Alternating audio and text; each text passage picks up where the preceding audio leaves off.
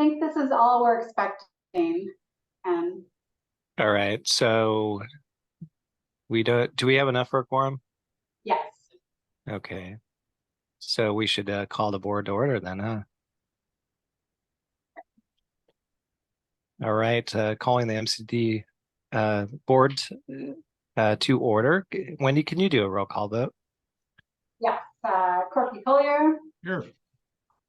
Kenzie Berry. Here. Darian Santner indicated he was not able to join us. Nikki Schultz also indicated she's not able to join, but will be able to join later, closer to 2. And Ken Anderton. And Ken Anderton is here, and the MCD board is in session. All right. Lori, you want to introduce this topic? Sure. Just a brief introduction. I think it was at our last meeting. I don't know. I've lost track now because these meetings keep flying at me so quickly. But we did a quick review of some information that Tracy and I had pulled together for the board with regard to legal services. And if you recall, our meeting timeline got a little beyond what was expected, and so our guest was not able to join us to answer questions and talk a little bit about just best practices for in-house counsel versus hiring outside counsel for the district. And so we're not looking for a vote today, but we are looking for some direction from the board as to whether you would like Tracy and I to move forward with recruiting an in-house counsel replacement for Hong, or if you want to take a different approach and maybe delay that hiring for a bit and just work with outside counsel while we're working on the transition to the new district. So with that, I'm going to introduce Spencer Rockwell. He is with SDAO and has provided Tracy and I some really good background on this topic, and hopefully we'll be able to answer all of your questions as well. So I'm going to hand it over to Spencer. Awesome. Thank you, Lori. Yeah, and my apologies, folks, for the scheduling challenges. I had to get down the road the last time, so thank you for allowing me to appear again today. I've had the opportunity to talk with Lori and Jim and Tracy about some sort of just generalized discussions about counsel and relationships with legal counsel. And so I guess maybe so I think I have kind of an understanding. So I'll try and talk a little bit about what I understand you guys maybe are interested in. But at any point, if people want to interrupt me and ask questions, please feel free to do so. And I'll start by saying the way this question came to me from Tracy and Lori first was, tell us about what other special districts do. You know, do they have in-house counsel lawyers, and do they, or what are the relationships? And I threw out some numbers, you know, sort of speculating and guessing, but the majority of our districts do not have in-house counsel lawyers. They rely on the relationships with their outside general counsel, or just outside counsel to the extent specific legal expertise is needed. And so we, you know, again, I think the number I threw out is, you know, 95% of our districts do not have an in-house counsel. They have relationships with outside counsel that they rely on. And there's a whole number of factors that relate to this and why that would be the case. And I shared this with those guys. There is no right answer. Right. There's not a yes or a no, or you have to have one or you don't. It really is what best fits the needs of the organization, both in terms of availability, responsiveness, and probably most importantly, value or cost. And those are the factors that we talk about and think about when you're having those discussions. And with each one of those things, there's tentacles and there's pieces that are important in terms of legal expertise. I shared this with, I think maybe Tracy when we talked last time. Gone are the days of a lawyer who sort of does everything. There are very few practitioners in any. I shouldn't say that probably, but it's much less common than it used to be to have a lawyer who does everything. I think of it in the traditional small town lawyer. You know, you go in and he can do everything from your criminal defense work all the way through to your divorce, to your wills and probates, right? Those kind of lawyers are not as prevalent as they used to be. Lawyers tend to specialize in certain areas. So finding a lawyer that could check all the boxes for an organization like yours would certainly be a challenging adventure. Because ultimately, even if you had somebody who had a great skill set in one area, there may be times when that exceeds their practice area or their practice expertise, and they would need to go outside, and then you're essentially incurring the costs of two lawyers. And that doesn't mean it's bad, but it could present some challenges, especially if you ran into a situation where you had somebody who was spending or sending more work out than that individual was doing, and sort of being a manager of lawyers. And the reason I say it that way is because the staff that you guys have, that's the expectation you would have of them, is that they were managing the lawyers. They would identify the practitioners that had the skill set that you needed. So, for example, a real estate transaction, you would identify that person. That person may overlap with people who have water rights, and those may be the same thing. But then if you came to an issue of personnel or employee issues, that person may not have that skill set. And so again, this is all hypothetical. There's not anything specific to that. So that's how I got involved, and that's kind of my hopefully short snippet of some of the questions or issues that come up in this context. So I'd welcome any comments or questions, or if somebody wants to prod me in a certain direction, feel free to do so.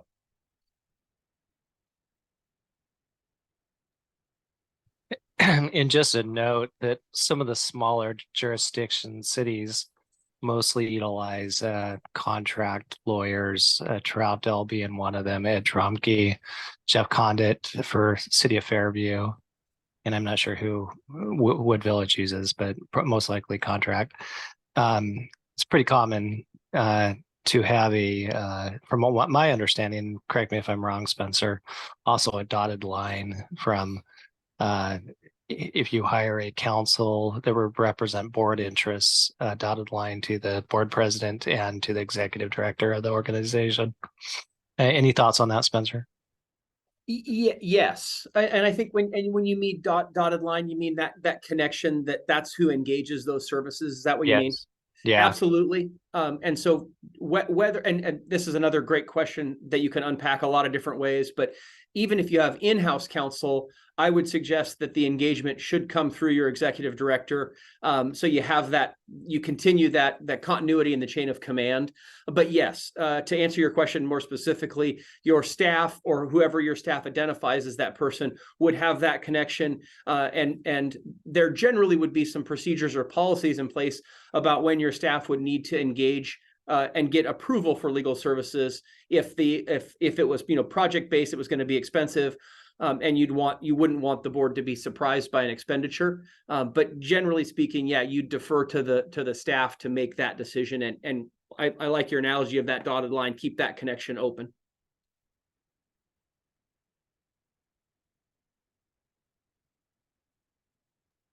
Any questions from the board to Spencer?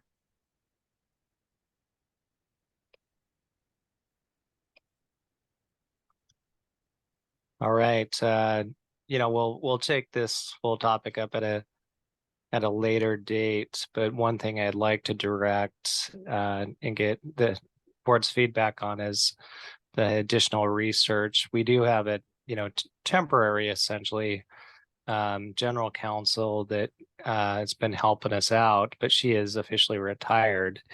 And she's agreed we convinced her to come and help us temporarily, but I'm not sure that she wants that commitment ongoing for until the new district gets up and operating. I'm not sure that's where she's at, but maybe you've had additional conversations with her. My thought is to have Lori and Jim do some research about engaging a general practitioner, general counsel that can also advise the board on policy issues, et cetera, as they come up, because periodically, I don't like the feeling of not having general counsel that I can tap into and pick their brains. But I want to make sure that we get somebody under contract if we elect not to hire out for a new general counsel. And along that same line, Ken, I'm more than willing to help make connections to different groups who may fit the bill, and then ultimately let you folks decide who best could serve the interests of the district. And again, maybe that's a more formal procedure in terms of requests for proposals and those kind of things. But there are, avenues to choose so that the board ultimately makes that decision and gets the needs of that. Gets the needs of the district met. I also mentioned this, and I neglected in my earlier comments.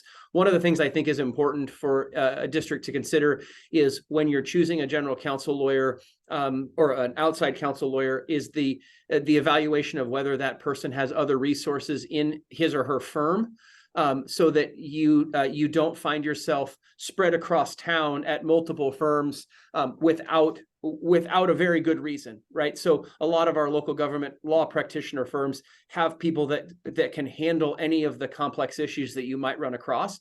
And so having somebody, and again, this would all come out in the vetting process, but in my experience, having that firm that has more than a single individual who can transition work and also be more responsive if somebody's out or something like that can be really important. So I see a couple of hands up. So however that works, easy to answer those. Kenzie, why don't you go first? Sometimes you'll see the number of whoever got their hand up first, but I don't see it on this platform. So mine should be quick, so I can go first. And really, I just want to confirm one thing and make sure I'm hearing and understanding correctly. My understanding is in the past, the general counsel for MCDD has, in addition to typical general counsel responsibilities, also served as a bit of a sounding board for the board, and also that kind of safe place for reports from the employee base as well. And my understanding from what I hear is that is something that can be, for the board, can be achieved through a contracted general counsel. And there is another resource that could serve that type of role for employees. Is that fair? It is what I would say. I don't ever want to task our counsel, whether that's inside or outside, as being a repository for complaints or employee issues, because that layers on some complexities that don't necessarily benefit the organization. What you guys, you have the luxury of having Tracy and as an accomplished practitioner in that role. And so I would suggest that she would form the outlet for those issues. Again, I would never say no, and any competent practitioner who received a call and said, I have an employee complaint, they would know how to handle that. But I, as a practical matter, I wouldn't want to task our counsel with that. First, because it's expensive, and second of all, it blurs the lines of who's the client and who the relationship goes to.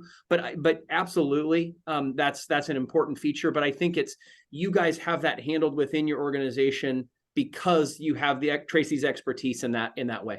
I hope that answered your question. And one other step we added, Kenzie, was the whistleblower hotline for staff. And we do have that up and running. Thanks, Ken. I was going to say that as well. We have that available to our employees, and we're making sure that all of our board members are aware that that is in existence. And there are multiple ways via that platform for an employee or a board member to report a concern, so that we can follow up on it and make sure that it gets the appropriate resourcing. So, but Spencer's right. Tracy does a great job of being able to speak with the employees. They're very comfortable with her and come see her quite regularly when they have questions or concerns that need to be addressed. Great, thank you. Corky. When we first hired Hong, it's because we were going into terra incognita, and we didn't know how much it was going to cost us in terms of legal advice, but we knew it was going to be quite a bit, and so it made a lot of sense. Now we're coming out of that now, at least God, I hope so, in the coming year. So, that's a different landscape. But at the time when we started down that path, it was because, well, this makes more, from a budget perspective, it makes more sense to hire Hong on, even though we weren't sure how that would play out.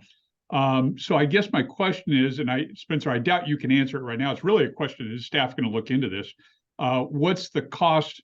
What should we expect in terms of cost of hiring a general counsel versus outsourcing that? And then related to that, we started with Hong, but then we added, additional legal staff. So when I look at this list, and this is really helpful, thank you, by the way, of this kind of survey of different cities and districts and what they do. But this is about, I believe, general counsel for these different entities. Do any of them have legal staff, an attorney on hire that's not necessarily general counsel, but helps out with some kind of day-to-day stuff? Yeah, that was a lot. I think let me try and unpack that. I appreciate that. No, all really good points. I just didn't want to miss any. Let me maybe work backwards. The legal staff question is one that is the age-old question from lawyers. How much staff do you need to run this? What I generally think, and this is that a joke? Like how many it takes to turn and screw in a light bulb? Exactly, and more importantly, what's their hourly rate? But yeah, no, the staffing question is a good one. What I would say, kind of as a maybe a general rule, is that in-house counsel, somebody who's captive, tends to have less staff than would a practitioner in private practice. There is always going to be a need on some level for administrative staff, administrative assistants for your lawyer. But by that same token, the reason we did it in private practice, or it gets done in private practice, is because there's value in a less expensive person doing the work. But if that person is captive within your organization, the cost doesn't go up or down, whether they're doing menial tasks that are critical, but they're doing scheduling and calendaring for themselves, as opposed to a paralegal or a legal assistant in that role. So I think there would be a discussion if you did go the route of in-house counsel and had somebody in-house. That would be a conversation about the staffing feature, but or the staffing function, but it wouldn't necessarily be required, depending on the load of that person as they progressed and did what worked through the work that you were had tasked them with. And Corky, I apologize. You had a question at the front end of that. I think I missed it. I wasn't taking notes. First, let me follow up with that real quick. So I guess what I'm wondering is, let's say top of the list here, City of Fairview does not have in-house counsel. Would it be normal, not asking about City of Fairview in particular, but as an example, would it be normal for City of Fairview to have a paralegal on staff, for example, that's not really their full, so they're contracting out with counsel? Would they also have a paralegal on staff, or is that like, no, we don't do that at all? How does that, what's a normal thing? Yeah, that would be very unusual to have a paralegal, because by its very name, the paralegal is operating under the direction of the lawyer. And so it'd be unusual not to have a lawyer in that chain of command. There's different terminology, legal assistants or clerks even, but traditionally there wouldn't be a paralegal in the absence of a lawyer within the organization. That helps. Thanks. The other question was is really actually more asking staff, are you going to come back to us with some basic crude idea of how much it costs to have in-house counsel versus how much it costs to contract out? Well, we did provide documentation on what we have been paying, both the outside counsel budgets as well as the budget that we had for the 2 attorneys on staff. I did have a conversation with Jeff Condit about this, because we were talking about, what is the difference in cost between having in-house counsel versus using a firm such as Miller Nash, because we do work with Miller Nash and have had pretty successful work with them since Hong has left. I feel like we've gotten the information that we need, and we've gotten the support that we need as far as reviewing documents and providing legal advice. And what he said is he has found that across the entities that he works with is that it's kind of a wash. If you can find an in-house counsel that really has a diverse experience and really knows a lot of the topics that they're having to address, then the benefit to that is that sometimes you can get a quicker response because they're right there. But he said he's seen, because of the varying levels of staff that can work on issues in a private firm such as Miller Nash, that it tends to be a wash from a cost perspective. So it's more, what are the variety of issues that you're having to deal with, and whether or not you can find someone that has the experience they need to be able to address those issues. So we do have our main contract with Miller Nash, and so we work with them on the HR side, we work with them on the purchasing side, and then just the general legal information kind of runs through Jeff, and he is back now. So we're happy to have him working on some things again with the transition.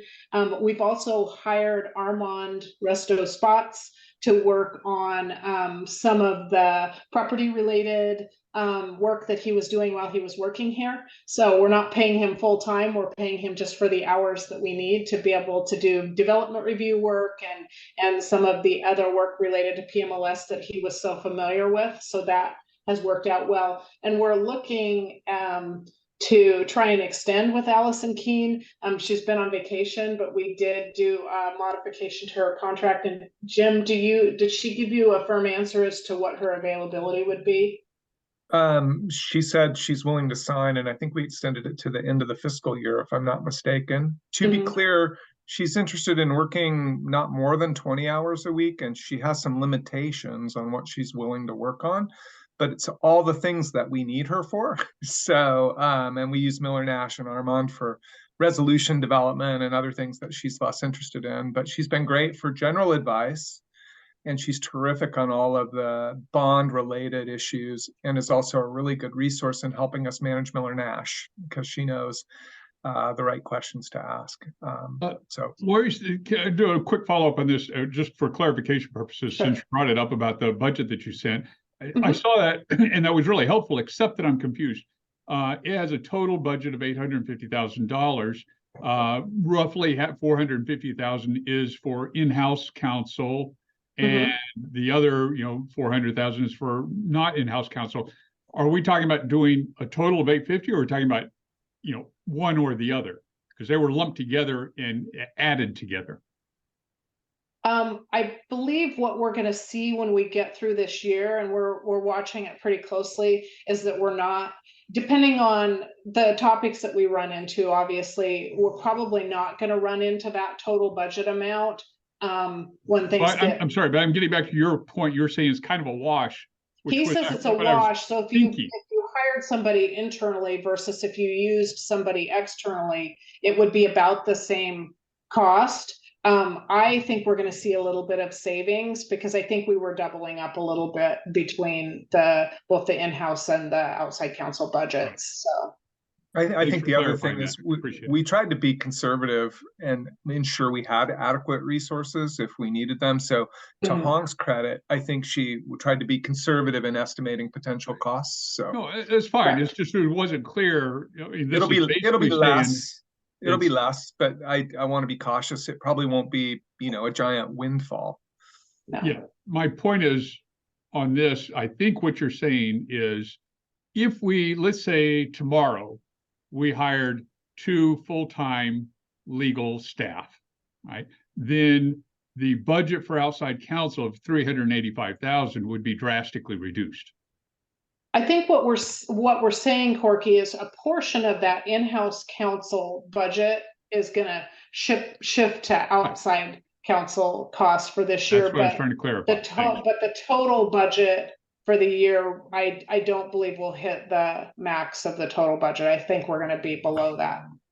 Then the internal counsel cost should be significantly lower, right? Because we've had attrition. Hong Correct. So we had a little bit of cost at the beginning of the fiscal year because Hong was still here at the beginning of the fiscal year, and you have to pay out vacation and that sort of thing. But I do believe we're going to end up below budget, but I would not be at all surprised, Corky, if we're not going to be below just the outside counsel budget. I think there's going to be a little bit of a shift because we are depending on our outside counsel more than we were when we had Hong and Armand here. I guess it would be helpful to have a rough estimate of how much our budget would need to be for having in-house counsel in the future versus relying on outside counsel in the future. Really, really simple. Well, what Jeff is telling me is it would be basically a wash. So if you don't keep the in-house counsel, then that would shift over to outside. I think we're in a weird time now. So I think when things settle down for the organization and we don't have multiple entities and we don't have transition issues and we don't have, you know, inter-district contracting issues, I think we're not going to need the level of legal support that what we've built in right now because of the transition. So I think that when you look 2 or 3 years out for the urban district, that you're not going to see an $800,000 legal budget. You're going to see it go down. I understand. Thank you. Did that answer your question? I hope I answered your question. I think I'm hearing a need to maybe write it down again and do a little bit of forecasting in a slightly different format. And so I think you and I can talk about that. I think that other thing I just need to remind the board is we don't know what legal issues may come up. So again, we're crystal balling it, and we can use history to do that. But yeah, the goal is to reduce these expenses overall. And I think we're going to be able to do that through the transition. So I think what would be helpful is on that same Excel sheet you sent out, just show what we anticipate using in terms of Allison's contract, right? And then the outside counsel, including Jeff Condit and Armando's, and which one's allocated to MCD's budget versus urban district, right? Because some of that, Yeah. Jeff is. Yep, and they so get spread across the districts depending on what they're working on. That will show the difference, and I think visually that would show the difference between us transitioning from paid W-2 employees to consultant, attorney, contracted attorneys. Would it be acceptable to the board for me to bring that? That's part of the process that we go through right at the very first of the budget process, where we look at the revised forecast for the year, and that those costs will be part of that process. So we're, just a couple months away from being able to provide you with that information. So that would be included in that. And I'll make sure to point out and discuss the legal fees when we take a look at that, if that works for the board. I think that works for me. Does it work for everyone else? Okay, it makes sense Great. to look Thank at you. it from a quarterly thanks budget. Thanks for the Budget time and adjustment. letting us factor it into existing work. I appreciate that. Thank And you. I do feel like we're well served right now, like I honestly, with the legal coverage we have. So I'm not sensing huge risks, but I may not be aware. So that's why we have the reporting line and Tracy and some others. So. All right. Well, thank you very much. Thanks, Spencer. And I think it was really more or less us running long that made you not be able to attend last time. So apologies. We were having a great discussion and didn't want to cut it short. So thanks for being flexible. Thank you for allowing me to be here, and I'm happy to be a resource for the board as a whole, or for Jim and Lori and Tracy as we move through this. As you guys identified very well, there's a lot of nuance to this. And there's a lot of what ifing that can happen. And so if I can be of any assistance as we work through this, please let me know. Thank you, Spencer. And thank you. I'm going to suggest, since I think the format starts at 1:30, right, that we just roll through and Corky could give an update on the urban district, what's happening there. That work for you, Corky? Sure. All right, guys, I'm going to sign off. Thank you all. Appreciate it. Thanks a lot. Appreciate it. Thanks for your help, Spencer. As My always. pleasure. Thanks, Spencer. And before we get started, Corky, one thing I just wanted to do is maybe we reserve, 5-10 minutes every board meeting to update on urban, since it's such a big topic, and you're the rep for MCDD, the MCD board on urban. So Yeah, that's a great idea. Thank you. That was the intent a couple of years ago, and then it just sort of dropped off. You know, what it wasn't really needed. Okay, I didn't prepare anything, so so tell me what it is that you would like to Just hear about. Just high level, you know, give us your 10-minute summary of what's going on. High level is more about, you know, are we all moving together, you know, in unity? And I think it's safe to say there's some concern there. There's some division, not trying to cast blame one way or the other, but there's some division between some of the urban board members and then others that tend to be from the legacy districts, right? So you have legacy district representatives on the urban board. And again, this is very high level, and I'm not trying to say this is always the case, but in general, there's some division there. And in fact, I had an interesting conversation with Nancy Hendrickson yesterday. She just called me up out of the blue. We're talking about a couple of things. And as an example of what I'm describing, she was asking me about the way the urban district meeting went last month. I can't remember which one it was, where we chose to move forward. The urban district chose to move forward with a property tax proposal. And even Steve Fancher, the chair, had said, yeah, the motion that was in the agenda, we probably shouldn't have put that on the agenda. We should have rephrased that because it upset some folks, you know, and it made some folks that are current property owners kind of feel like they weren't getting adequate attention, or that others didn't care about them very much, that sort of thing. So some of us were trying to come up with a compromise, and that kind of got just chopped off, and it was unfortunate. What I was explaining to Nancy, and I thought she, of almost anybody, would understand this, but no, it went past her. So maybe I didn't explain it properly. What I was trying to explain to her yesterday was my concern isn't whether we do a property tax permanently or for 1 year or 5 years or whatever. My concern isn't, you know, whether we go with a proposal from Dave Ritma or another one. My concern is that we take this last little bit of time before the May election, and really last bit a little time in the next month, to make sure we convey to everybody, all the legacy districts, that we hear your concerns and we're trying to address them as best as we can, and we're trying to investigate all the different possible finance structures going forward, so that come February, we can say, look, we overturned every rock, you know, and this is what we need to do. And I'm being vague here. I don't mean to be, but so ask any questions. But, you know, it was interesting that Nancy didn't quite, that's not really what she heard, you know, and so therein lies some of the division. Is you've got some folks saying, I'm concerned about continuing forward with the property tax, and other folks saying, just do it.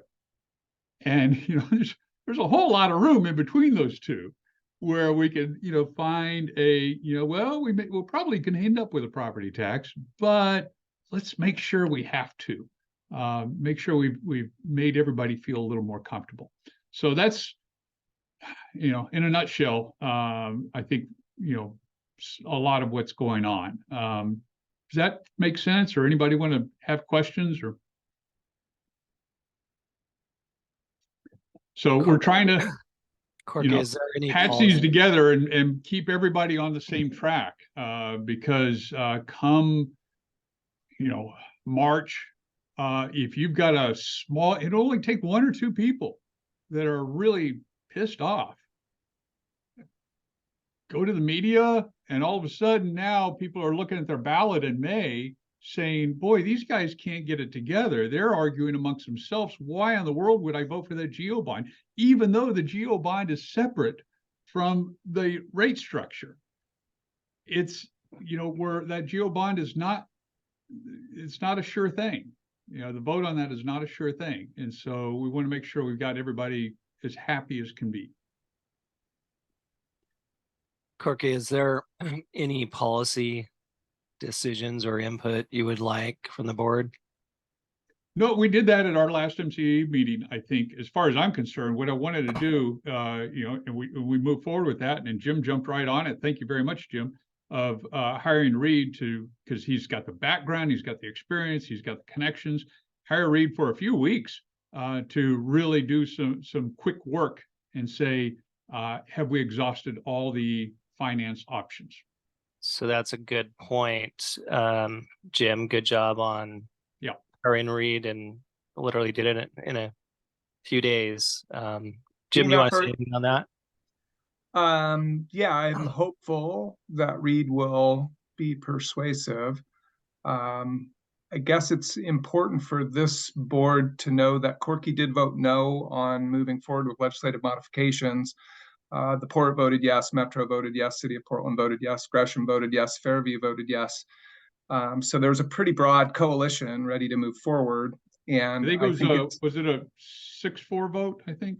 I don't remember the numbers, but there was Something East County folks. The county also was in favor with moving forward. And I do think it's important for this board to also know that some of the proposals coming from Dave Ritma are things like a payroll tax and tolling and a vehicle registration fee and things that the board previously disregarded as not being workable or not being in scope. So we went through a year-long process with consultants to narrow, and we're happy to go back. And Corky's correct that if we had huge outcry from Troutdale as an example, it makes the legislative modifications more challenging.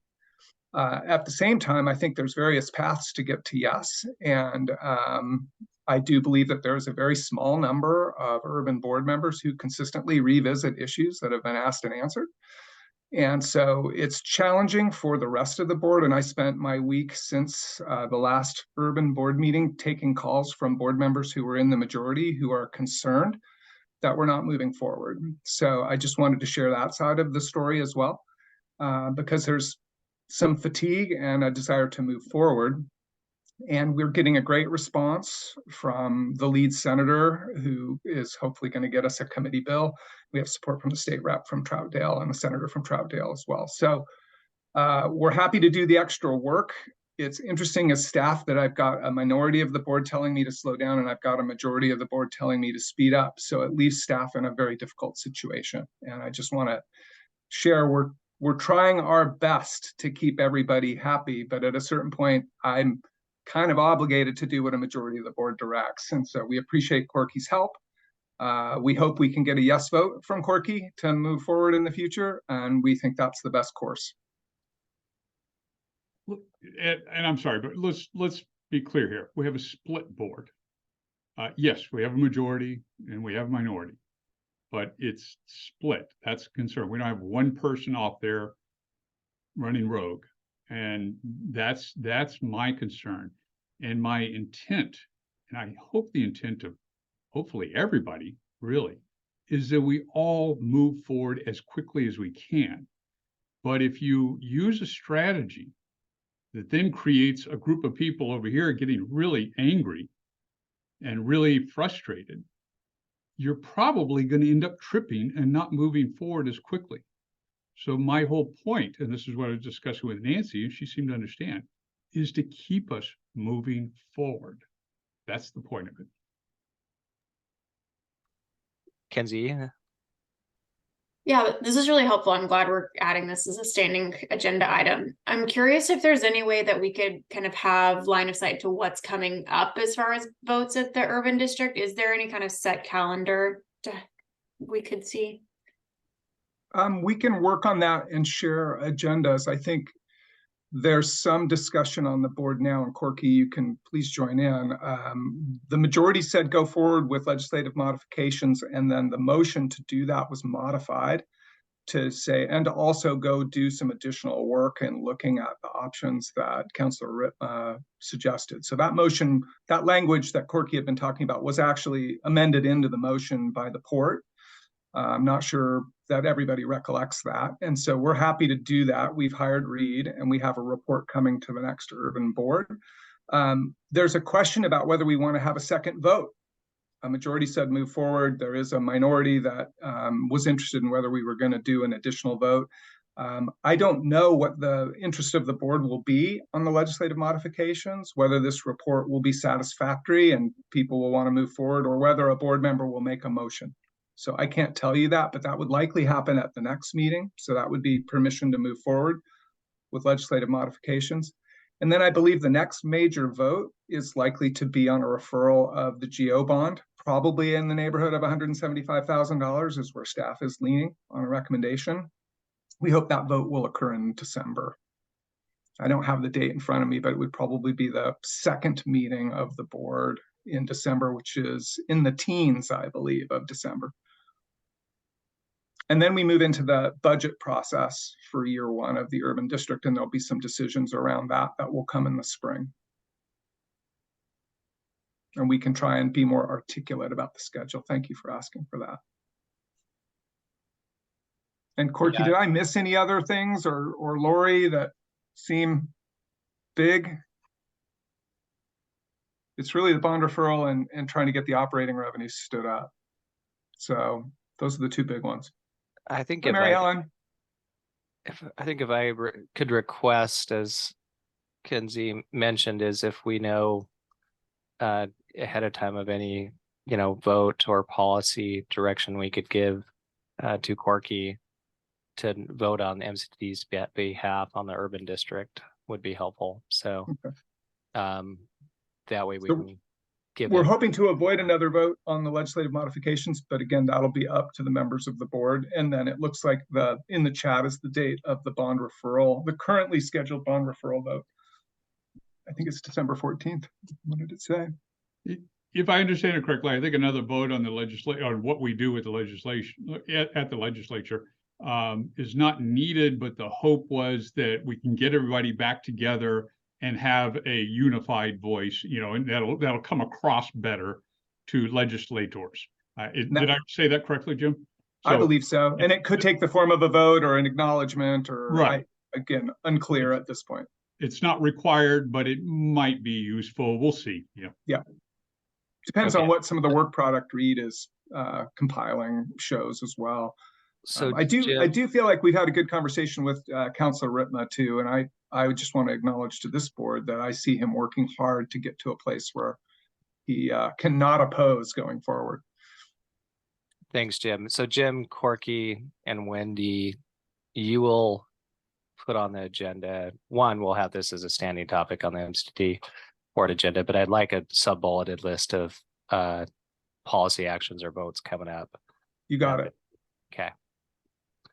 All right. Well, we're almost to time. Any other questions on this topic? And thanks, Corky, for volunteering. I know it's a lot of extra work, a lot of hours put into it, and it is the future of this district, and it's really important work you're doing. So thank you on behalf of the board. Yeah, thanks for your time, all of you. All right. Hearing no questions, we'll close that issue out, and we'll wait till these other boards start coming on.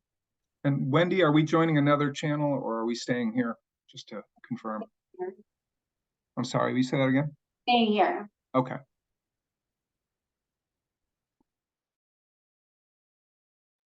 So I like to say, I'm going to step away and generate some revenue for the city of Portland by flushing twice, and I'll be right back. Thanks, Jim. While we're waiting, I listened to a great podcast about, I forget exactly, I was trying to look up the name of it, about one of the very tragic levee situations in California. And it made me think, I bet this group has amazing book recommendations about, flooding and, personal stories. So this is my ask I'm putting out there. If anyone has book recommendations, I like listening to that podcast. For me, it was just like, oh my goodness, like, this is such important work. I feel so honored to be able to be a part of it, and it made me hungry for more. So this is my request out for book recommendations if anyone has some. I'm sorry, kids, did you say book recommendations? Yeah, about flooding, Katrina, any other levee related stories. I know Jim stepped away, but he and I and probably some other staff, there's a video out there about flooding, and I don't even remember the state. I'd have to look back, but it's really poignant about how they address issues around flooding. And then there's another, I think it's CNN did a special on the effects on lives of people dealing with FEMA. And the one story that stood out to me the most was a woman living in a tent in her front yard, and she was waiting for FEMA to help her rebuild her house. And so she contacted them, and they said, well, we mailed you a letter. Well, she didn't have a house, didn't have a mailbox, and doesn't have a street. So she said, and they said, well, you can come to our office. The office was 6 miles away, no streets, no buses, no cars. And so the awareness of, and I don't know if that's a regular occurrence, but I've been wanting to spend some time into seeing people's reactions to FEMA, if they got funding, if they're not going to get funding because of all this national infrastructure funding issues that are going on. But I think that's a big consideration to replacement if people were flooded like all the other many places. I have very dear friends that live right off the Russian River in Sacramento. Oh, there's Jim. Jim, I was telling Kinsey, she was asking about documentaries, kind of information, and I can't remember the name of that. You'd seen the video, and I think you sent it out to everybody at one point, but the video about some other place that had, they did kind of like, this is what we did for flood control. Do you know? I don't remember the name. Sorry. I could use a little more context, but I could also sort through my emails and see what I've sent in terms of videos. So Jim, Yeah. we're looking for compelling stories about levee damage, any books, maybe videos. I know, Kenzie, one thing, I've been working with the districts for a while, and one thing that stuck with me is Katrina, the port sent teams over to help with the evacuation, and we actually set up in the big hangars that you see that's now leased by Boeing. We set that up as a receiving area for Katrina evacuees. Didn't end up using it, but it was really compelling about, just the stories. And there's some great documentaries out there about the rebuild and the challenges around rebuilding. Well, and Kinsey, for what it's worth, I mean, I didn't write a book on it, but I did lose virtually everything I owned in a flood. It was not a levee break, but it was a flood. Took my house, picked it up, swept it down river, floated a little while, hit a bridge, and exploded. The only thing I had left was what I was wearing, a few clothes in my bag, and my car, because I was out of town and some friends had moved my car up to higher ground. Unfortunately, they put my keys back in the house. So, yeah, but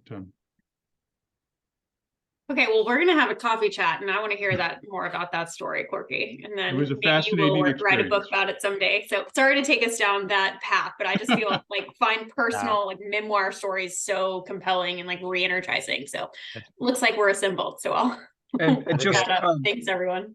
Real briefly, Kenzie, on the floodsafecolumbiariver.org website, we are occasionally curating recent news about flood events. So there is some compelling stories of recent flooding there on the floodsafecolumbiariver.org website.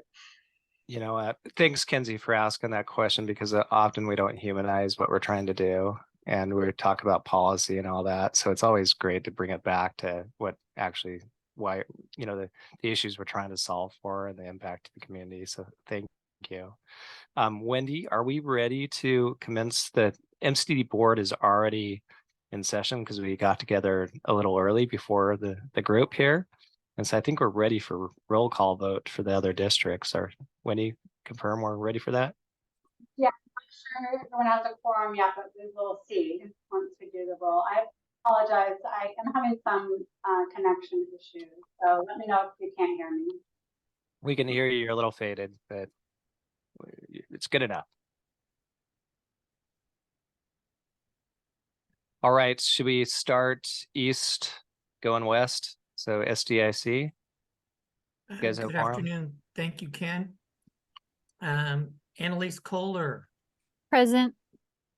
Okay, and Chris Damkin will be joining us shortly. Tom Hansel is out, and so we are not in quorum at this time. Okay, we'll circle back to you when you can have a quorum. All right, 10-2.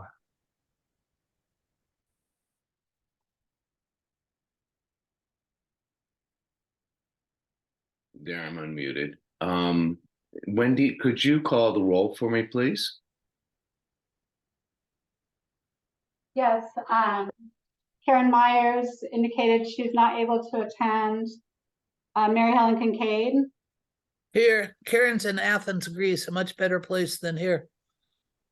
Dave Anderson, are you on the call?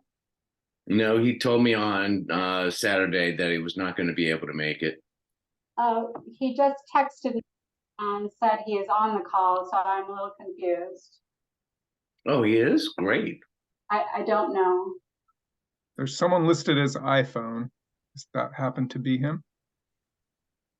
They don't appear to be connected to audio. Okay. So we do need a Pen 2 quorum for a vote. I'll just finish roll. My apologies. Eric Molander. Here? There are 2 Pen 2 board members confirmed present, and I can reach out to Dave and see if he can rejoin. Thank you, Wendy. Let's go to Pen 1. So Tom Collette. Present. Annalise Kohler. Present. PJ Christopher. Present. And Claudio Camposano, I'm present as well. Jeff Noodleman will not be joining us today, but we've got a quorum, so got Pen 1 call to order. All right, Wendy, if I recall, the next item is public comment. Is that correct? Yes, that's correct. We had a request for a public comment. Okay, do we have any requests? Hi, this is Kathy Kellen. I requested some time to provide comments. All right, Kathy, go ahead. Awesome, thank you. So some of you may know that I had been sitting on the Pen 2 board representing the landowner Jared Hightower since 2021. I'm going to read to you what has transpired over the past week. Last Monday, October 6th, I received a message from MCDD staff that they had received an email from Mary Helen Kincaid with the letter attached. The letter stated that Jared wants to change her representative from me to Shayla Garcia, another Pen 2 resident. The only person CC'd on the letter is the board chair, Eric Molander.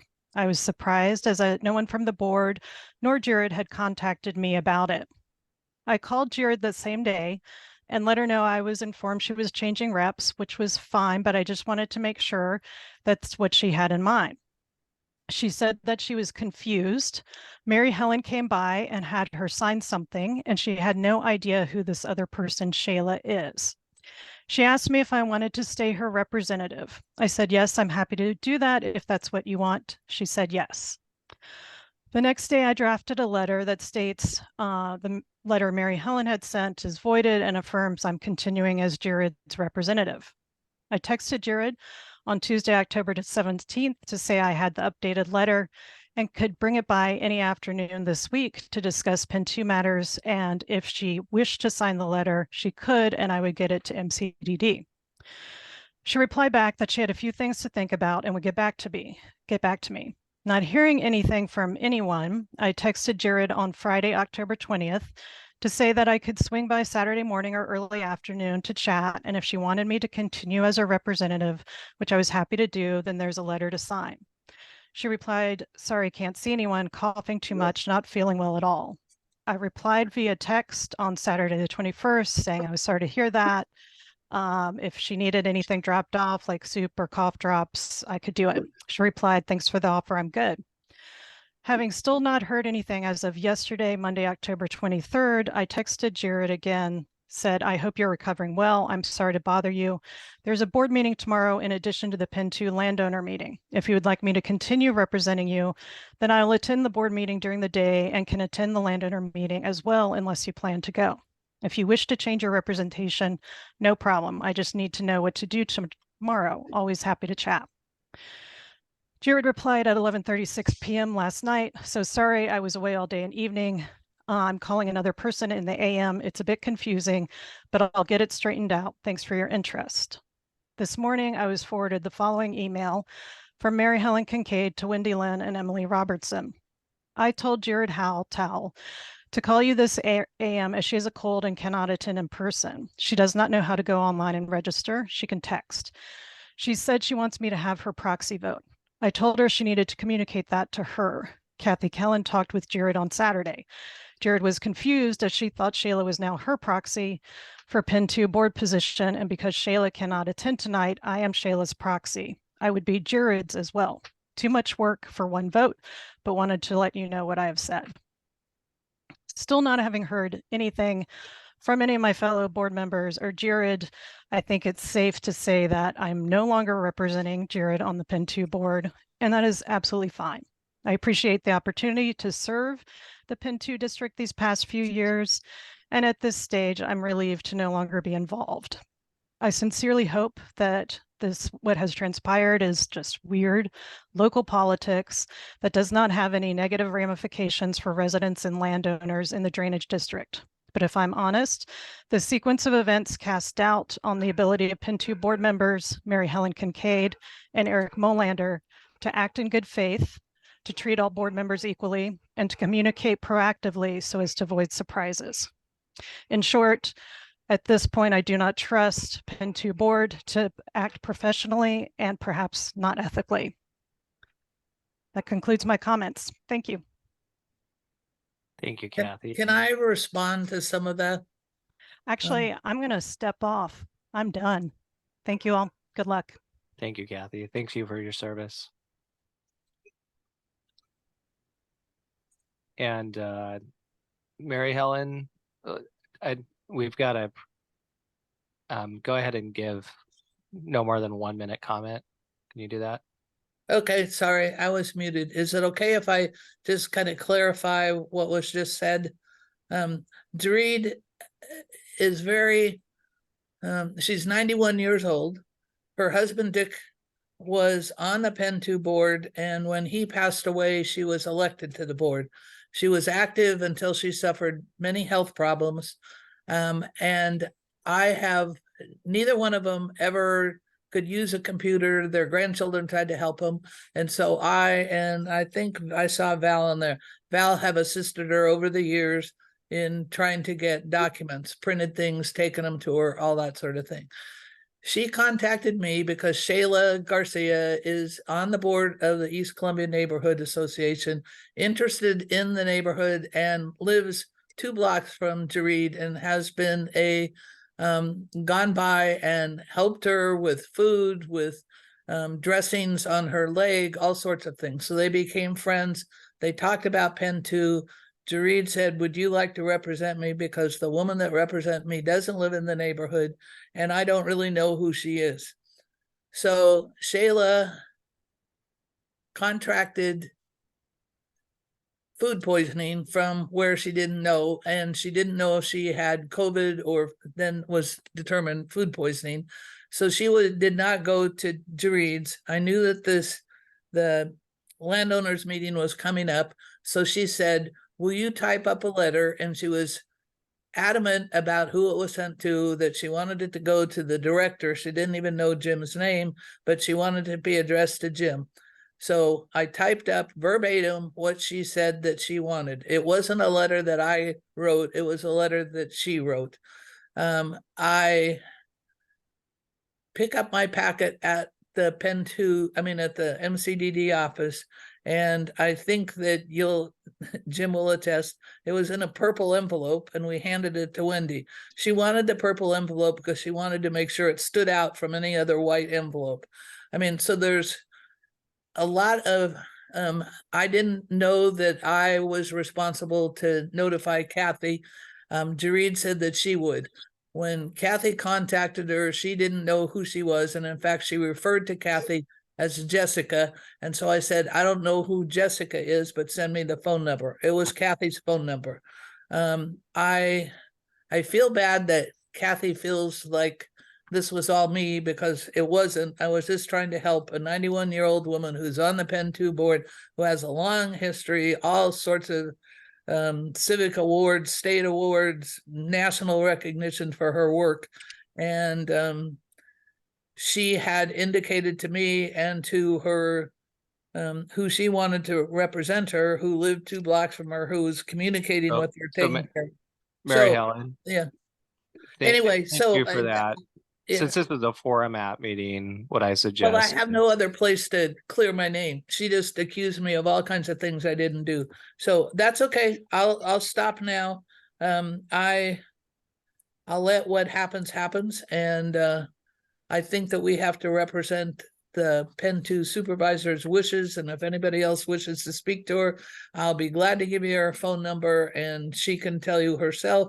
I encouraged her to talk to Wendy this morning and make sure that MCDD was clear on what she did, and I think there wouldn't be a person that wouldn't say that she's easily confused. But all that said, I'm done. All right, thank you, Mary Helen. All right, any other public comments? All right, with that, we can close that one out. And I believe we, yes. What's that? Can we check in to see if Dave Anderson is on the call? Yeah, Dave, if you're on the phone, can you indicate so? I think there's a challenge with the connection to audio, according to Emily. Oh, he's here. We have a quorum. All right, you are here. Yeah, I'm here. Thank you. We can move on now to the next agenda item, which is a contract approval on-call contract votes for MCD and Penn 2. And that's Nicole, you're up. Hi all. I just want to confirm, did we get quorum for Penn 2 as well, Wendy? Yeah, we're all so okay. Well, I'll start with we have 2 motions for approval, one's from CDD board and one's for the Penn 2 board. And by the way, I'm Nicole Hanley. I do the contract administration for the districts. So that's what I am. And today we're recommending a board motion for the replacement of our previous on-call contracts for pump maintenance and pump repair services. And we recently posted a solicitation for these new set of contracts to continue these very essential services for the districts. After evaluating the firms who submitted proposals, we intend to award 3 contractors with these on-call or as-needed contracts. And just as a quick reminder, on-call contracts do not obligate funds. The district does not have any obligation to issue any task orders under these. All work can only be performed upon the issuance of a task order, which would only be executed through a service request with a designated scope of work, budget, and a schedule for the task order. And all task orders are also recorded and included in the monthly contract report that are in your monthly memos. And for today, our staff recommends awarding these 3 contractors because they each provide specialized services in one or more of the maintenance areas that we will likely need over the next 5 years for a 5-year term. So I will open that up for questions before we do the motion. I guess I do want to stress that these are 5-year contracts, so they will look bigger than the adopted budgets because, again, they're not obligating any funding. This allows us to use these firms for that period of 5 years as long as the boards authorize appropriate budget. And if any of the task orders go over the limits delegated to staff, we will bring them to the board for approval. Thank you, Jim. That's really good reminder that, the boards approve the budgets and these on-call contracts are this a method to contract out work getting done in a timely manner. So any other questions from either board, MCD or Penn 2? And we do have Josh McNamee here, who is our lead expert in working with these firms on our pump station maintenance, if there are specific questions. Technical questions, yeah. All right, then I would say let's go for a vote. Penn 2, right, needs to approve these, and MCD? Yes, MCD needs to approve the 3 awards, since there's 3 that will be over 100,000, and Penn 2 will approve 2. Okay, I'll let Eric, you go first, and then we'll go with the MCD. I need a motion to approve it. The language would be as follow. I move to approve and authorize the executive director or their designee to negotiate and sign 2 contracts for on-call pump maintenance and repair services with a maximum contract value of $105,000 with Integrated Power Services and $105,000 with Triangle Pump and Equipment, Inc., with a term of 5 years. Does anybody make that motion? I'll make the motion as long as I don't have to repeat it. So I'll make You the don't motion have as to repeat stated it. by Eric. Okay. I will second that motion. Is there any discussion? Okay, so we're going to call for a vote on that. And Wendy, if you could initiate the call, the roll call. Yes, Mary Helen Kincaid, I vote aye. Dave Anderson, Aye. Eric Molander. Aye. The motion passes, and thank you very much, Josh, for being online, and for the great work, Nicole, that you've done for us. That is approved. Back to you, Ken. All righty, thank you, Eric. Now it's our turn. Could I get a board member from MCDD to read off the I resolution? almost want to cry. Because Hey, I'm Mary- the one that got her Mary, involved Helen. and got no gratefulness, no nothing. Talk about getting stabbed, body slammed or throwing the. Mary Helen, can you mute? Sorry. I'll move to approve and authorize the executive All director, the designee, to negotiate and sign 3 contracts for on-call pump maintenance and repair services with a maximum contract value of $105,000 with Bender CCP Inc. and $160,000 with Integrated Power Services and $200,000 with Triangle Pump and Equipment Inc. with a term of 5 years. All right, do I have a second? This is Kenzie, I'll second. All right, Wendy, can you do a roll call vote? Yes, Corky Collier, Aye. Kenzie Berry, Aye. and Anderson. Aye. Aye. Motion carries 3-0.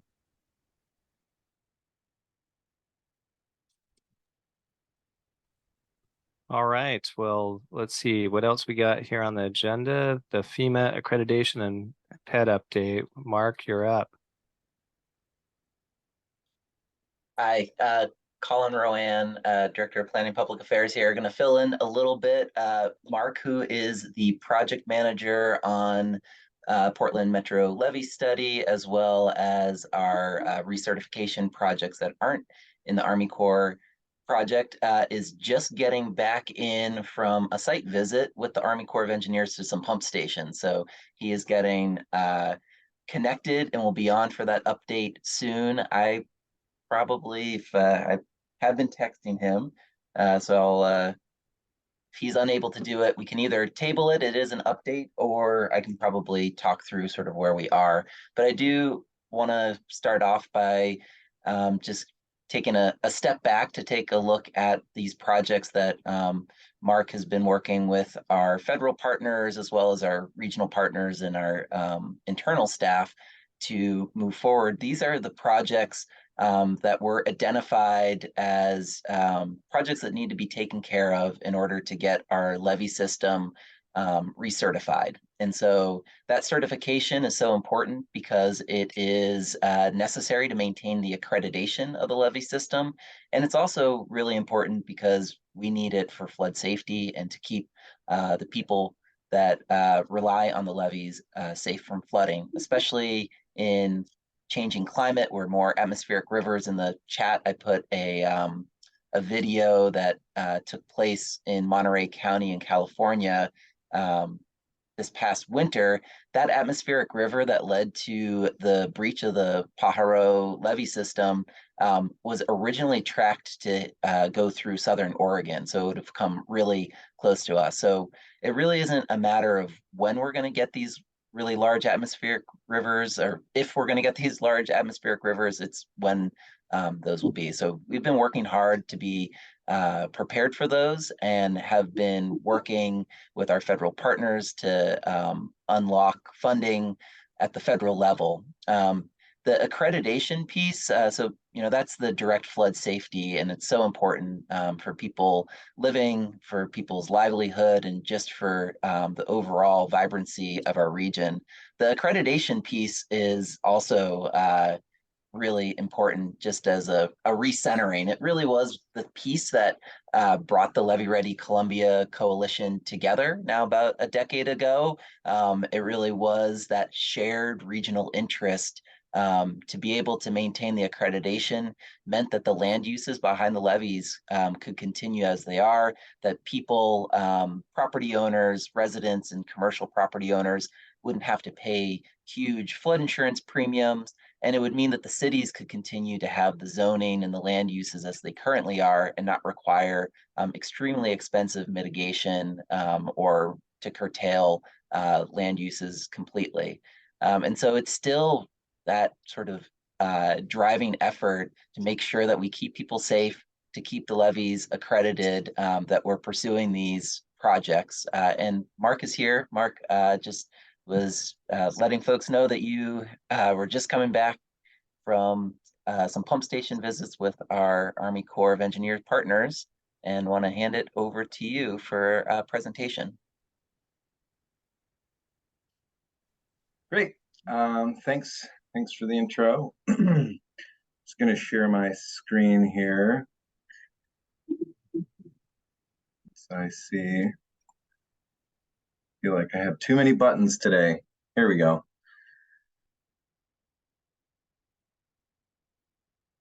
All right.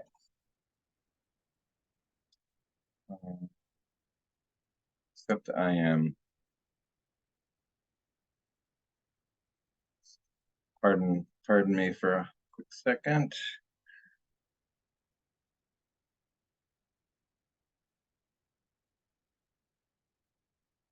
Okay. Can everyone see my screen? Yep. Okay. Excellent. Okay, well, it's been a while since I've talked to you all about the PMLS project, and I think even longer since we kind of gave you an update on where we're at with the FEMA projects. We've been doing a lot of work. I'm gonna talk you through it, and we'll have time for questions at the end. But if you have any clarifying questions, please do raise a hand, and I'll be happy to pause so I don't blast through this stuff too fast. I apologize, my title slide, I just realized, says March 23. That's when I was planning on giving this update. It's the one slide that didn't get update date. This slide should look familiar to everyone, but it's been updated based on an updated timeline with the Corps of Engineers. Many of you know that in the past we were talking about signing the design agreement and getting rolling in the summer. All things Corps related sometimes take a little bit more time. There's external factors. But we did sign the design agreement in September, and we started to pass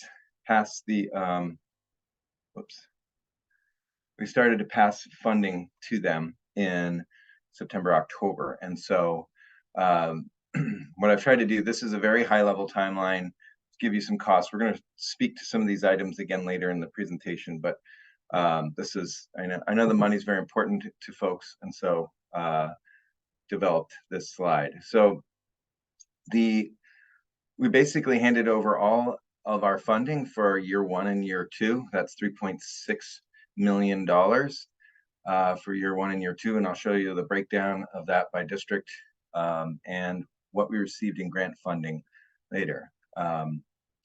Just a reminder, the total cost will be $18 million, and we'll share 35% of that. And so 3.6 is a very large chunk. It's roughly 70% of our total obligation. So it's very front loaded. I'm going to speak more to this in the future, but you can see the next financial input will probably begin next year after we hopefully obtain a geo bond, and we can start to make some acquisitions towards real estate. That's mostly easements, as I think everyone is well aware. The last time I presented was on real estate. So the total lands package was $13 million. That's in our FY21 costs. It's escalated, and we'll be providing more updates once we refresh all the information, working with our core partners to add any new considerations in. So basically, we are starting the design phase, and the goal is to get a packet out the door and move into construction phase concurrent to design phase, and that will move us into a project partnering agreement. I would really emphasize that the column header says earliest time frame. So the spring 2025 would be a project partnering agreement for the first increment, which most likely be related to pump stations, something simple, easier to implement, and with less real estate considerations than perhaps other types of projects. But that will get us out of the general investigation fund at the Corps and into the general construction fund, which is a lot larger and gives us a lot more room to maneuver. So I'll speak to this here a little bit later, but we'll start with pump stations, and then this may be optimistic, but the Corps' current timeline says we may start levee works and flood walls as early as spring 2026, and we would probably pick the simplest of those levees and flood walls, ones with fewer external considerations in terms of real estate and access and coordination considerations. So I'm going to move through this, and I'm guessing some people have some questions later on, but some of them may be answered. I'll be happy to come back to this slide later. I think I prepared this for both this audience as well as the Urban Flood Safety Water Quality District. I think that you folks have been exposed to this quite frequently, both with this graphic as well as with the new GeoBond graphic. You've seen these, but in case you haven't, I'll just to give you a kind of high level treatment. The color coding just speaks to FEMA accreditation projects that are covered by the Corps of Engineers project. Those are the green projects. The orange projects are other FEMA accreditation projects. And then purple projects are projects that were identified by the Corps during our feasibility study that they felt necessary to meet the project objectives.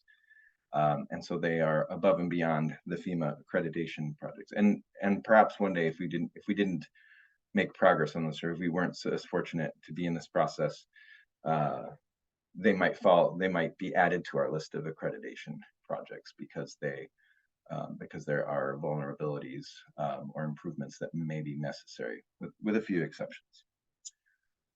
But this should look pretty familiar. Again, we made this slide years ago, and I like to just been working on this project for so long that it's nice to see us move the dial. So we are now at the beginning of PED, pre-engineering design, or just design phase. So, as I said, the design agreement was signed in September. These are the funds that were transferred to the Corps for years 1 and 2. It totaled $729K per district, and there was $2.9 million from Business Oregon levy grants. So we're very fortunate to receive that. So you look at overall out of $18 million is the last aggregate of design costs. The 4 districts total are paying 2.9 million. So that's less than a 35% cost share due to the Business Oregon levy grants. So we're kicking it up into high gear. I literally just came from the 13th Avenue pump station, took the civil works folks out there along with the surveyors to scope out survey activity. We had a full design team walkthrough of all project sites in early September. And then we followed that with a design charrette in early October. And that was basically going through all the projects, looking at them. Is everything still relevant? What has been perhaps done by the districts in small part? Or, is there anything that was missed towards the project objectives that we didn't catch in feasibility? And then we've talked about betterments, and Larson Roselle Associates, the consultant that helps us with these projects, we had them join us for the design charrette, and the good news is they didn't really have to speak much at the charrette. Like, they didn't inject much. And looking at their debrief afterwards, the notes really reflected that we're in a good position. It is not uncommon for the Corps to sort of take charge, lead, and sort of put the non-federal sponsor more on the sideline. But we've been preparing so long that I think we're in good position. We've been talking about these betterments, potential betterments with them, or other project objectives for several years now. And so betterments was not something that they pushed off to the side. We're having good discussions about the potential for betterments. And what's more is tweaking the scope to make sure some projects are not betterments, but they're actually just included in the project's scope. So I put a definition of betterments there. It just means that that they are 100% funded by the non-federal sponsor. So it's obviously better if the federal government cost shares, but if there are items that just make sense to be built at the time of construction, let's loop them in, get them built, take advantage of the efficiencies of that, and build them during the project. So there's a lot of words on this slide, but essentially the takeaway is that, as I've said before, we are currently moving forward on all project elements and basically towards 30%. So we're doing, there'll be some that are prioritized because they're going to be in the prospective first increment, but we're doing survey, data collection, really getting a first pass. Everything that you saw in the report that looked very plan-like, that's all built on LiDAR and not official survey. And there was certain data collection that wasn't done. So even though those look like design plans, those were very conceptual. And so we're now getting the survey, we're going to be putting together 30% plans. At some point, we will put some of the project areas on hold largely and focus on the 30 to 60%, start moving towards plans and specs for a first increment to go to construction. Meanwhile, we'll start to ramp up our outreach to other agencies, landowners, and stakeholders. So as I alluded to before, pump stations are an easy target. They're a very discrete project chunks. They don't often have a lot of real estate interests associated with them, and we'll start to immediately see results from them. So they're actually a nice project to begin with because it'll help address our daily O&M needs and pumping water during these atmospheric rivers that we're seeing increasingly. I can't tell you yet exactly what the sequence is for design and construction. Aside from pump stations, we've sort of narrowed as the first objective. There may be 1 or 2 construction packages let for those. But in the next few weeks, we will be working out that sequence and figuring out what makes most sense. Some of that will be risk-based and some of it will be implementation-based. And then again, once we have that one package at 100%, then the Corps will look for construction funding. And then at that point, we would be asked to enter into a project partnering agreement, which would fold everything from the PET agreement in. And that's basically our construction agreement. Colin, do you have anything to add to that? I speak in Corps speak so much that sometimes Colin keeps me in check. I think there are a few acronyms there, but no, I think that was clear. LiDAR is a way of seeing the ground, but it's light detection and ranging, and I think everything else was clear. But let the board members ask questions.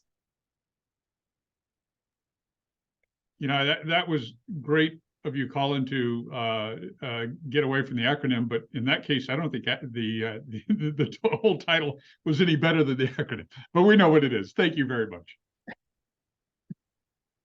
All right. Okay, so again, this is just a summary of what I just said. We're going to develop all the projects. Mark, it looks like Mary Helen has a question. Oh, sorry. Hi, Mary Helen. You are on mute, it looks like. Yeah, I can wait until I thought you were finished, but I just had a question and I might have missed it previously when I was missing, but about it seems that things are going well with the Blue Heron Golf Course, because I haven't heard any screeching from them about what was going to happen to, shortening the golf. So if you could just provide a little, I'm just curious, and it might not be of curiosity to anybody else, but I know that was an issue at a time when you were talking about land, and whatever you did was wonderful, because they've stopped contacting me to do something. So, well, yeah, that's a perfect tee into my next slide, Mary Helen. So I was going to talk about stakeholder input. And maybe we should ask Claudio how he's feeling about Blue Heron, but that's just another option. Yeah, well, I'd love to hear from Claudio, but I will ask to move to my next slide before I do that. I think to wrap this up, I think I've kind of expressed all these, but this gives you a visual on that. For those of you who are visual, you can go like, oh, okay, I get it. Pump stations, first levee and flood wall phase. And then the one thing I didn't speak to, and there's a reason that I single out Pen 2 on this last bullet at the bottom. We probably will do Pen 2 levee raise last. And the reason for that is it is the most complicated in terms of landowner, stakeholder input, coordination with the city of Portland. And I'll speak to that in a minute.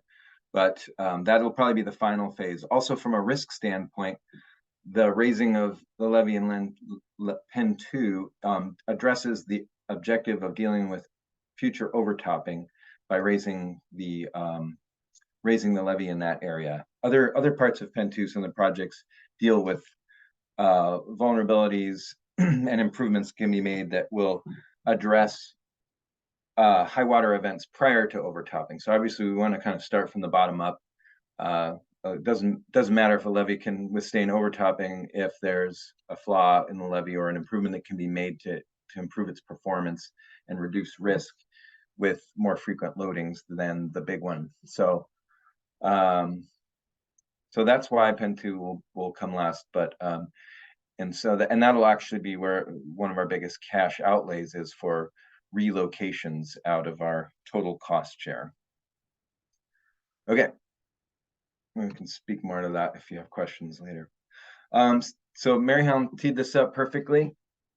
One of the things that we've been doing is meeting regularly with the City of Portland's task force. I think the last time I had a slide, and I just didn't have the total number of meetings, but we had at least 18 meetings in the first year of the task force. And we've tapered that off. We'll probably be ramping up as we start to work on design.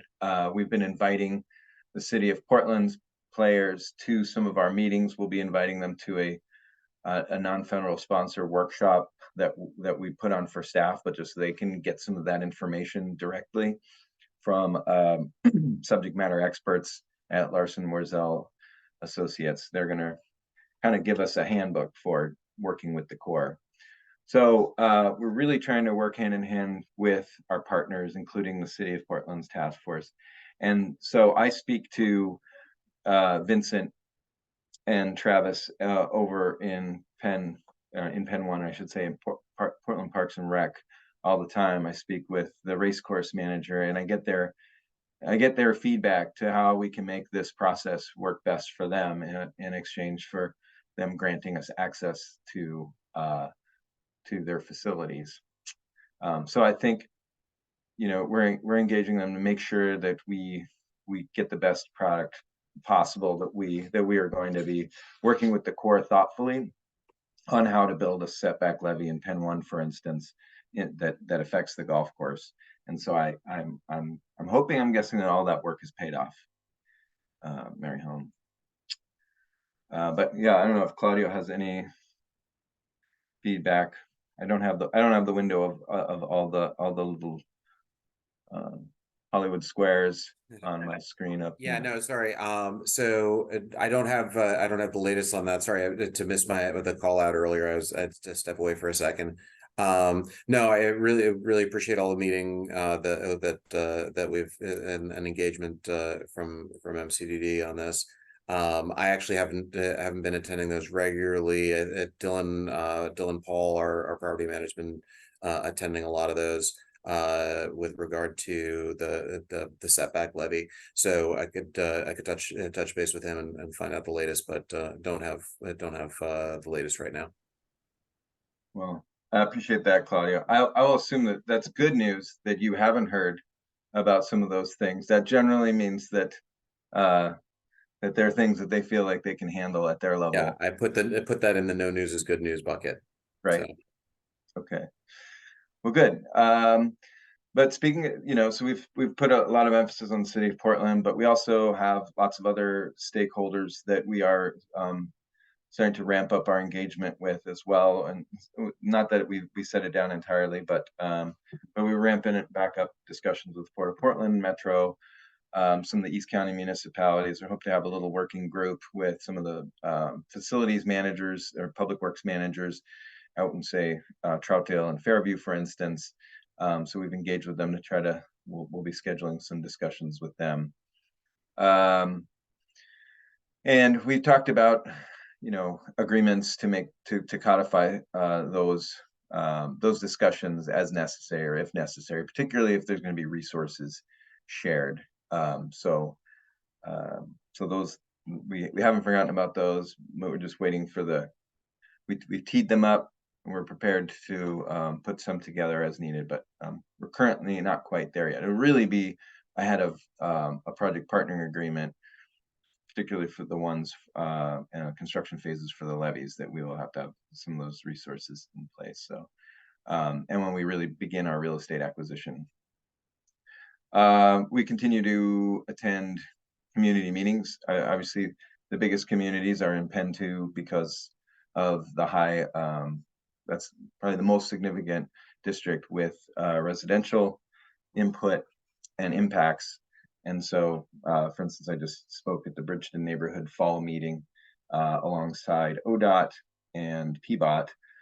So the community understands that we are all working together and coordinating with each other. And then, of course, we are reaching out to the communities to get their feedback. We will be reaching out to some of these high impact communities well ahead of final plans, in this case before 30% plans, to make sure that we have their design input so the Corps doesn't start going down a path with, you know, site specific design flaws. We can just head it off at the pass, and, you know, will there be a charging station there, or will there, you know, are we adequately addressing regrading of slopes into people's homes? What do they need? What do we need to do to make sure we get easements from them? So just got all right. Oops. This is also, I think I spoke to the design agreement IGA. She meant to drop that slide. I really wanted to get to real estate update. So we will, working with Amber Ayers. She's the project manager for real estate in general. And she is also managing the real estate effort for this project. So she's putting together a real estate services RFP to get the expertise on board to help us with the rather significant task of real estate. And you saw the numbers earlier. It'll be between $13 and $15 million in, that's what the Corps' estimate was for total easements and fee title. That's largely fee title with a few minor exceptions that we expect to need. And you know, that's a big task. It's over 157 parcels or real estate instruments, including one with the railroads. So bringing some assistance, expertise on board to help us negotiate that. And the Corps is honestly a bit anxious because they do realize that that is about 30% of our entire cost share. It's a significant portion relative to other projects, and so they're supporting us on that. And but they are requesting that. Well, let me back up. I'll go to my second bullet. In a normal project, they get to about 60% plans, and they go, you know, that things start to get pretty firm. And when they get to about 90% plans, we know what the footprint is. We know the exact real estate instruments. And in a normal project, there might be a handful of real estate instruments required. We have 157, some of which are tiny slivers, some of which are very large, for instance, golf courses. And so the Corps has basically said, you know, you're at risk if you buy any real estate ahead of us giving you a notice to proceed. But you're going to need to ramp up your real estate effort much earlier than a normal project. And so this shouldn't be news. I think I communicated this in our past board meetings where I talked about contingent real estate purchases. But the sum of these bullets is just to say that we're going to try to avoid closing the deal and spending money on actual easements until it's necessary prior to each construction package. But there are going to be ones that I laid out in those previous board meetings that are high risk, or highly subject to variability or risk due to the disposition of the landowner, or there's a redevelopment imminent and we want to acquire property or an easement before the land use changes. And so that's part of what the real estate services RFP is going to deal with. We're going to have them help us develop a strategy to prioritize those and understand the lead times on each individual parcel so we can approach it efficiently. I know that was a lot. Let's see. All right. Actually, I'll take a quick pause and just ask if you had any clarifying questions before we get to the end. What I'd like to do next is just speak to the FEMA certification projects and the progress we made. But if you had any burning questions that or clarifying questions, I can take them briefly now. I think there's something in the chat. Oh. Okay, I'm not seeing any hands up. So I'll move on. So now I'm going to talk, I previously talked about the purple and the green project areas on this map. Now I'm going to speak to the orange projects.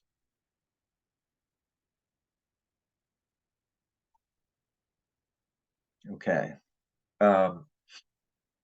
Some of these projects have sort of shifted names to some cases just to make them easier to say. But these are the projects as they are shown in our GeoBond project package. This project, so again, I'll just reset everyone's headspace that these are outside the Corps of Engineers PMLS project, but they are required for us to maintain accreditation in the National Flood Insurance Program. Sunderland Levee project was is a project that's located very close to MCDD headquarters. It's on the lower Columbia Slough and has an oversteep in tow, which reduces the levee performance. But basically, as the problem statement states, it's just they're more prone to fail. Just because that oversteep in tow. So the goal is to just improve that levee performance. It meets like 4 out of 5 geotechnical safety factors. What we did was we did not have hydrographic survey, so we didn't have an exact, we didn't have the exact topo there, or the contours of that tow. So we got underground hydrographic survey, underwater hydrographic survey, and then we remodeled it with Cornforth to verify that this is still enough of a problem, that we haven't had enough sedimentation or other changes that may have improved the situation. We verified that the situation is not any better and that we do need to move forward with the project. And they provided recommendations based on the alternatives. They evaluated the alternatives that were in our Levee Ready Columbia business cases for this project. So what's next for that one?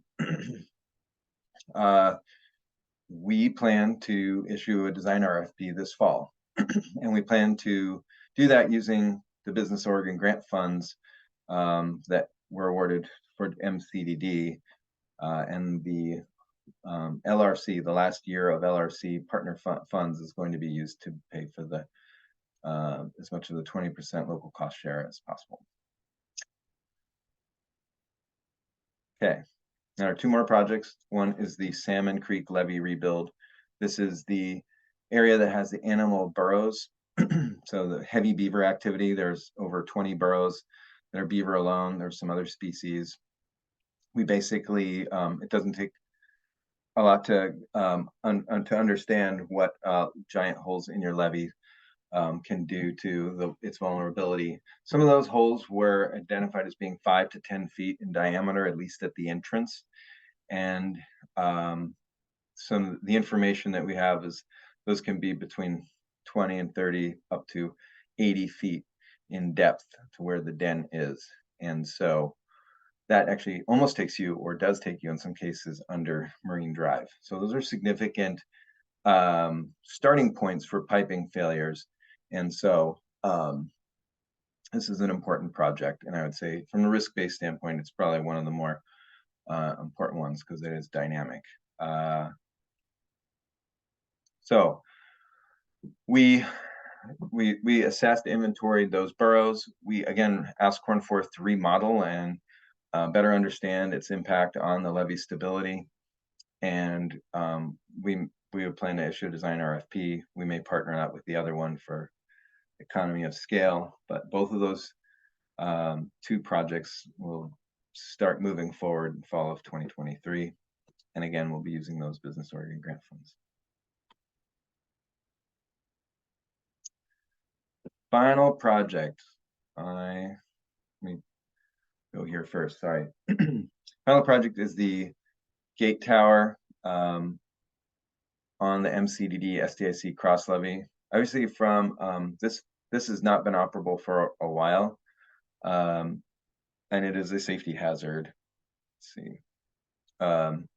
The gates cannot actually be closed. And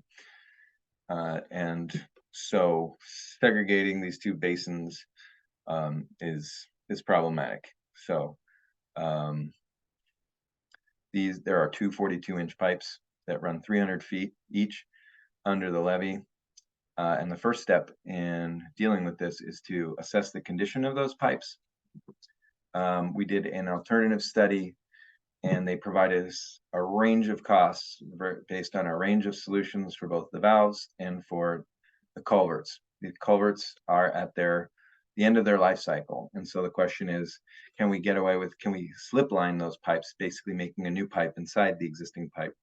Or can we, or have they buckled appreciably or collapsed appreciably where we have to literally open cut the levee and replace them the old-fashioned way with an open cut? And then of course, the other part of the solution is, what do we do with the valves? Do we have a valve on one end? Do we have a valve on both ends? Do we put a valve in the middle of the levee like we have at 142nd Avenue? So all those things will be better informed once we do an inspection, which you would think is a very simple project, but with those lengths and then the in-water work, we had planned to do that work this summer and found that planning for it became a problem to get it done in time during the in-water work from July to September this year.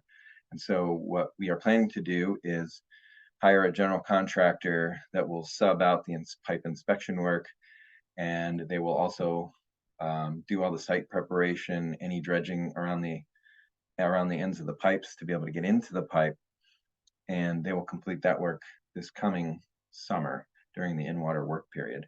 So we've been doing all the work, the permitting work for that, and then and so we're going to be in good shape, probably bid it in January, and then we will readjust our alternatives report and then bring to the boards the various alternative solutions and costs and decide how we bid that, possibly as early as fall of 2025, to actually complete the construction work to replace the pipes and valves. So that was a lot. It's been a while since I've given you an update. So I'm going to toggle through, but that is the end of my presentation. Do folks have questions?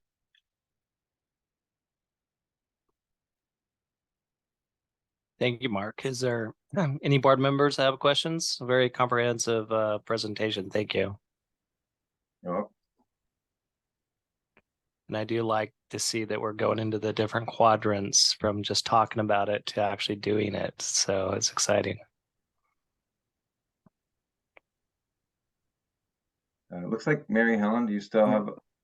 Yeah, I just want to commend Mark because this started out as a very difficult, many hands involved, and being able to bring all the various people together. So that was great. Eric made a comment in the chat about your presentation to the Bridgeton Neighborhood Association.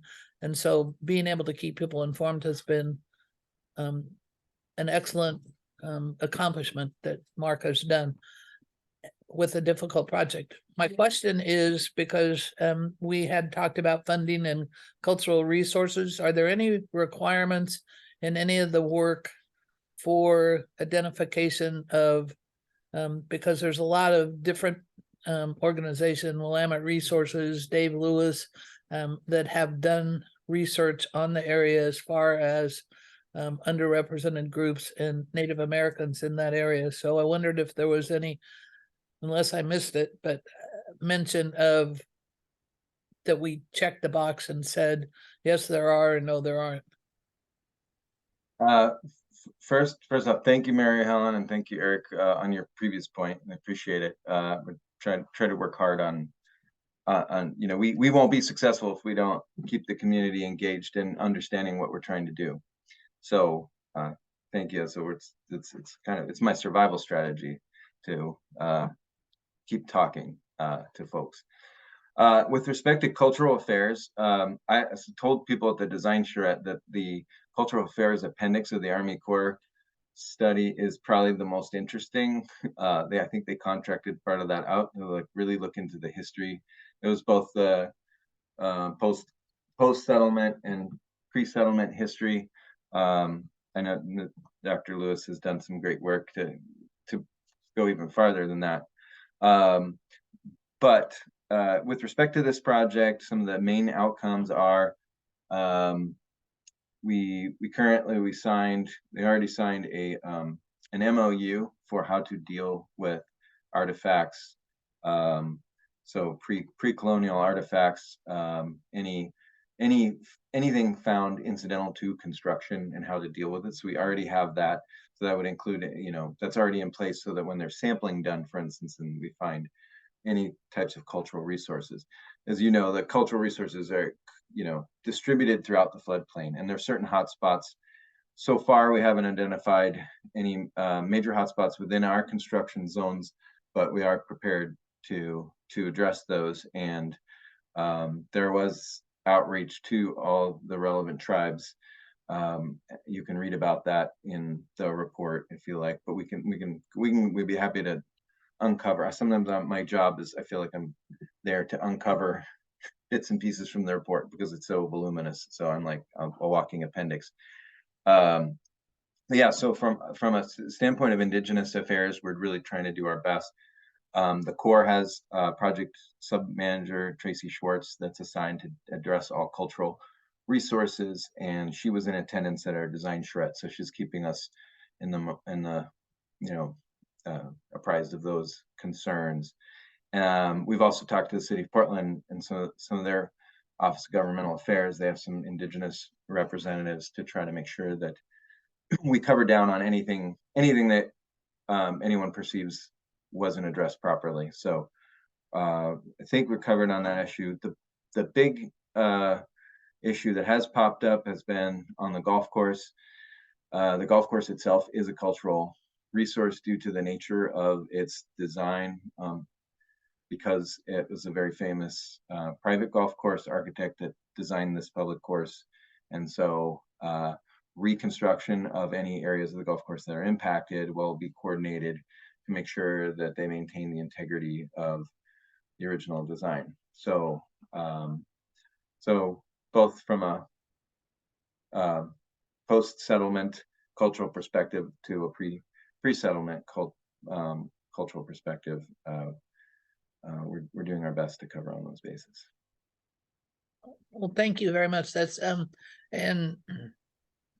because of the Vanport Place marking project that I'm involved with, we're dealing with the golf course and the racetrack in identifying sites. And I was just made aware of, and I'll send you some information because there's a Center for Tribal Nations that they're going to build by OMSI, and they have a lot of really good connections with Native American and Indigenous tribes.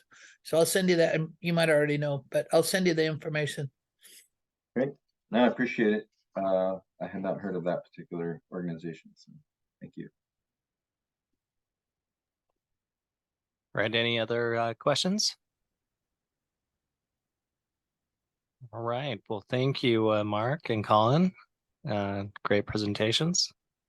And we'll be, I think Kenzie asked if we could send this out, the PowerPoint out for review, because there's a lot of good info on that. So we'll be sending that out. Absolutely. All right, Wendy, I believe we're through the format agenda of all the other boards. Is there anything we missed? No, that's correct. Okay, we're going to adjourn all the districts except MCDD. So, Tanny, I'll let you go first. Okay, SDIC is adjourned. Thank you. And Eric? Pen 2 is adjourned. And Claudio? And Pen 1 is adjourned. All right, see you guys all. Thanks everyone for your time and leadership. Appreciate you.